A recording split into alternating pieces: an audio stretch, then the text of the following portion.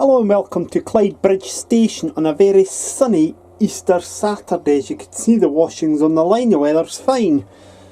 Now, I've done a bit of gardening outside, so I've now decided to come inside to the shed and we're going to look at the station concourse here in video number 66. I can't proceed any further with the platforms, as you'll have known from video 65, until more bits come in. So what I've decided to do instead is look at making a start on building the concourse for the station area, and obviously building the street as well, the small street scene that exists here. One problem that'll come up straight away, I know, is going to be surfacing the road, but I have a little plan for that. Now these sheets here are Tango X-ray 20500, and these are being used by myself for the station platforms. But I've got quite a few spare sheets, not enough tactile sheets, so what I've decided to do is try and make an effort to use some of the spare ones to make the road surface from that. That road surface is absolutely fine there on the street scene, but we can do something different for the road surface here on the station concourse area. And I'm going to need something for the motor rail ramp as well later on. So what we've got here is 1mm thick greyboard. Most of this stuff is supplied by Scale Model Scenery, and the links are in the description below. Some of these will need to be cut to size, and we've also got to get some over here as well.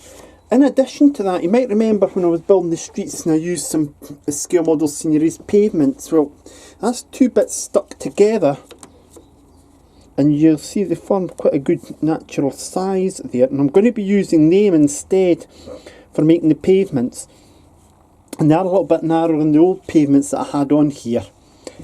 So the first stage I've got to do is to try and get these grey boards onto a level that sees them match the height of the platforms, and we're nearly there with that. There's two stuck down already there and one stuck down already here using Yoo-hoo glue. We'll get that done. What will then happen is I'll be able to look at planning out where I'm going to put things in relation to the street scene itself. And I've also got the low relief rugby union ground, which will be sitting back in its original bit. Before I can think about getting the pavements down, I'll have to think about getting the street scene sorted, the concourse area sorted. So that's what we're going to do. You'll also notice here that I've used some of the old Scale Model Scenery brick that's used on the base of the platform. I had some surplus, so I've put it to good use here. So what I'll do is I'm going to get started laying the grey board, and we'll work out where we go from here. Sorry about the noise, that's my friend's geese you can hear there. I think they enjoy the layout too. So that's me got 3 layers of the grey board down now, and it's raised it up a few millimetres. So we're almost at the height for the platforms, but we're not quite there yet. You could see there, we're nearly there but not quite there. It will need another 1mm layer. There is of course now a new complicating factor before applying the final layer, is that it'll have to be cut to allow space for a roadway. Now I've got here the low relief rugby union ground, and the pavements will sit in front of that. This bit is a problem end here because it's sticking out a bit. I'm going to try and fix that. But the pavement will go in first. Then I'm going to look at applying the road surface, and we'll use this stuff, I think. I may however apply some paint. I have a tint of black paint, so I may actually apply that, but I'll have to make sure I have the correct width of the road in order to apply the paint. There's no point in me just sticking the paint down and not knowing where the road is going to be. I'll have to work that out. Having done, after I get the paint or the surface down, either or, I'll then be attaching the rugby ground to the wall of the shed, and we'll get the pavement down. Do that, then we can take a look at getting the other bit of the station built, the concourse, starting off with a pavement for the other side of the road as well. It is a bit complicated, but in the words of British Rail, we're getting there. So let me crack on with that, and we'll see where we get to. So there's where we're up to now. I've got the low relief rugby union ground all put back on there, and I've laid down at one bit of the pavement, and I think I've got more pavement sections down there that I can use. Now I have to wait on this paint drying here, and I'm going to see how it turns out. If it's turned out fine, then we'll leave it like that. If it hasn't turned out fine, I'm going to use this instead. I'm going to need to get more Yoo-Hoo glue as well. Happy at the moment with how things are with it. I'm not happy about that being a bit loose, but a bit of super glue will fix that. So it's now starting to take shape here at the concourse area. We'll have to leave it now, and I'll then try and work out what's going to happen next, what bits to do next in the width of the road. And as you see, we've got quite a lot to put down. One other thing as well is that there'll be new walls getting installed too. This walling on the streets, and I've got quite a bit left, so I can use some on the station area, which is actually quite handy. So let that dry, and then once it's dried, we'll have a look at how it's turned out, and then decide what's going to happen next. The concrete boards, if you call them that, are now laid down, and you'll see I've started laying road markings down. What I'm doing is getting the road markings down and then starting to install the concourse. I'll be starting off with this area. Reason for that being, of course, that by laying down the concourse first, I would then have a hard job getting the road markings laid. So I'm going to finish off doing the concourse, and then what we'll do is we'll look at where we're going to get the walls put. It's plainly obvious, but I'll have to do some work for here. So I'll get the rest of the road markings down first. There we go. So that's most of the road markings down, just the double yellows to do in here. What I'm doing now is I'm going to be getting the scale model scenery walls down. I'll be putting one there, and then obviously I'll have to put one there. It'll need to get cut to size, and if I just check that, those ones are actually the right size for putting in here and putting in here, so that's actually quite handy. So I'm going to put brand new walling on. I've also found some more bits of this. Now what's important about this is going to form the basis of where the compound will go, and it'll therefore decide where the building will sit for the ticket office. So that'll have to get glued down, and then the ticket office will go in place. However, I'm going to get the walling put in place first for this bit here, so that at least I then have a right idea of positioning of buildings. But it is now starting to come together like a ticket office, like a station concourse again. We aren't fully there yet. And I've also discovered as well that I've still got a couple more spare bits of this, and I've got a little use for that when it comes to the W.H. Smith area. So I'm going to get the walling made and get it all sorted out, and then we will assess where we are after that. I'll probably then get the first of the buildings put into place and the compound made, and we'll start getting some of the stuff put back together. Well, that's what the compound looks like now, and I'll just zoom in. The only issue I've got is I'm trying to get these departure boards stuck down, so I'm using Yoo-Hoo now. And they've been falling down a couple of times, and that still looks unsteady, so it might actually fall down while we're filming here. But that's the compound all sorted out. So that's actually a good thing. We've got to just put one more of these cages in. There we go. There we go. So I'll just zoom that back out. So that's where we're up to with the concourse. We've got the compound done. So the next thing is to carry on, get the next bit of walling in here. Get the next 2 departure screens up. Station building is not glued down. Get this bit walling in. More departure screens up. I'll need one for here. We've got to sort out this bit here as well. But it is now beginning to look more like a concourse than what it did before. You'll also notice that the walling is not to the normal length of a scale model sceneries wall, and that's because I've went and cut it to size, and I've got just enough to do it all, which I'm very happy about. So we'll get that all into place. The coping I've got just enough for as well, and when the coping goes into place, I'll have to have a look at this bit here, because I don't know if I'm going to be able to put that back on the main bit of the concourse, or if I'm going to have it at the side, towards the side of W.H. Smith and the parcels office. So we'll certainly get a look at that.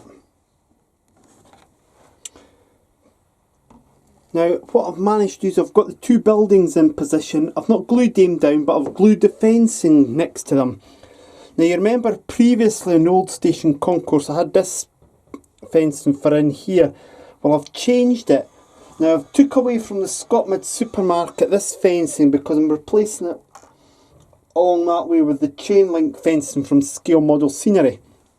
So what I've done is I've put some in here, the GWR style fencing. I've put some more here, and I've put this little gate in with the 2 W.H. Smith roll cages. We've got a better view of it there, and that makes a little wee storage area compound for W.H. Smith. I'll just zoom that in a bit more so you can see it better. There you go. I've also went and stuck down a bench there, and I've got that person there. It makes this area look a bit wider. So I've now got some various options open to me, if I zoom back out, about the positioning of certain other things. And really I'm now looking at whether or not I can put that in there.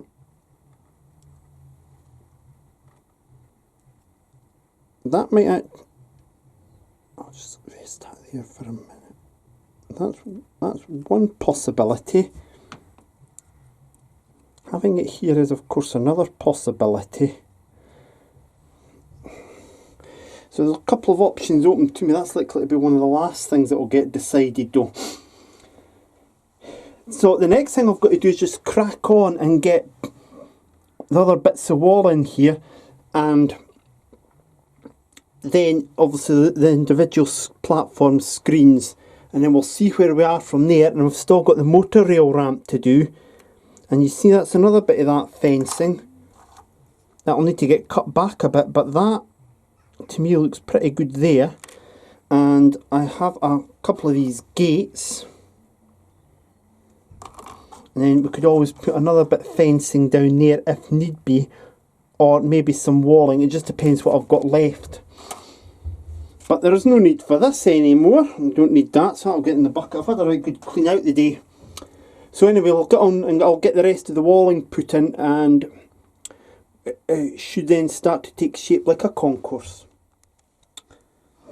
It's nearly there. I've made a decision about this thing here. It's not going to sit anywhere in here. It's just too big, so I'll make do with this individual platform indicators. I've still got one and one to put in there and one to put in here. They'll probably get done as part of a regular monthly update. So there's one last thing I've got to do, and that is to build the motor rail ramp. So what I'm going to do is, this bit here will be cut to size so it fits in there, and I'll put some of these underneath it to get it to the height of the motor rail GUV. And we shall then have a working motor rail ramp, which I'll need to repaint.